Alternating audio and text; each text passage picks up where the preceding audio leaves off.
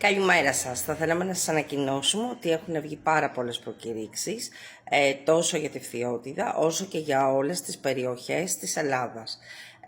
Σήμερα ξεκινάει η προκήρυξη που αφορά το λοιπό επικουρικό προσωπικό, που είναι για τα νοσοκομεία όλης της χώρας, όπως και για τα κέντρα υγείας, και έχει όλες τις ειδικότητες και όλες τις βαθμίδες εκπαίδευσης, και για ΠΕ και για ΤΕ και για ΔΕΛΤΑΕ και ΙΕ.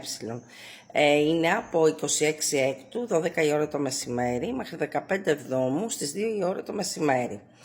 Εμείς αναλαμβάνουμε αιτήσεις σε όλη την Ελλάδα.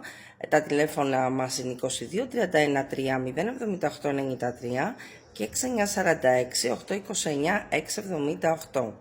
Επίσης, για τη Λαμία τρέχει προκήρυξη που είναι για τα κέντρα κοινότητας με διάφορες ειδικότητες που είναι ισόχο για 1 χρόνο, αλλά με δυνατότητα ανανέωσης, και έχουν βγει και για τα καμένα βούρλα κάποιες θέσεις που αφορούν οδηγούς και εργάτες καθαριότητας που είναι 8μηνο, που και αυτή τρέχει αυτή τη στιγμή.